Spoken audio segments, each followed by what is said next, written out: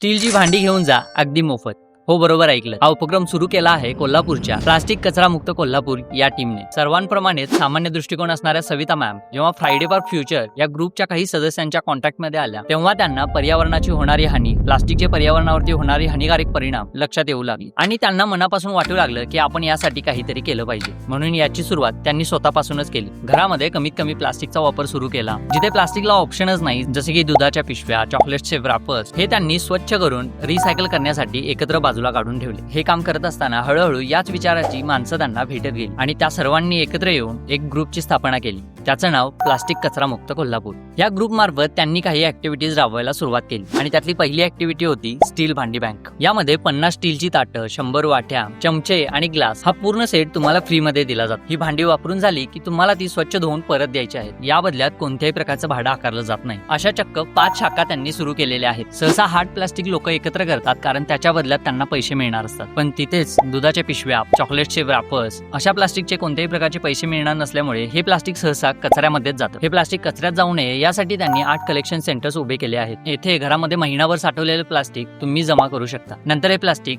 Recycle साठी पाठवलं जातं. याचबरोबर त्यांच्या ग्रुपच्या विदुलाताईंच्या मदतीने त्यांनी आणखी एक कन्सेप्ट राबवला होता. तो म्हणजे स्टील ग्लास. ज्याला आपण कागदी ग्लास समजतो, त्या कागदी ग्लासला आतून एक प्लास्टिकची लेअर असते. जेव्हा यामध्ये गरम चहा किंवा कॉफी पडते तेव्हा हजारो मायक्रोप्लास्टिकचे कण त्यामध्ये मिक्स होतात आणि नंतर हे आपल्या शरीरामध्ये जातात. यामुळे कॅन्सर होण्याचे प्रमाण खूप जास्त असते. यासाठी चहाच्या टपऱ्यांवर, फळ विक्रेते, भाजी विक्रेते मंडईमध्ये जे लोक सहसा कागदी ग्लास समजून या ग्लास मधून चहा पित होते, 15 ते 20 हजार स्टीलचे ग्लास त्यांनी अशा लोकांना फ्री मध्ये वाटलेले आहे. 2024च्या एका रिपोर्टनुसार भारत प्लास्टिक वेस्ट मध्ये जगात पहिल्या क्रमांकावरती होता. प्लास्टिक निसर्गात नष्ट होत नाही, त्यासाठी रिसायकल हा एकच ऑप्शन असतो. यासाठी नेहमी बाहेर जाताना आपल्यासोबत कापडी पिशवी ठेवा. बाहेरून नाश्ता किंवा जेवण आणण्यासाठी स्वतःचा स्टीलचा डबा यूज करा, जेणेकरून मायक्रोप्लास्टिक मिक्स झालेले जेवण तुम्हाला खावं लागणार नाही आणि तुमच्या आरोग्याचा धोकाही टळेल. आपल्या भावी पिढीसाठी प्लास्टिकचे डोंगर उभे राहू नयेत म्हणून प्लास्टिकचा कमीत कमी वापर करा. कारण जर पुढच्या पिढीला काही द्यायचं असेल तर शुद्ध हवा, शुद्ध पाणी आणि राहण्यालायक तापमान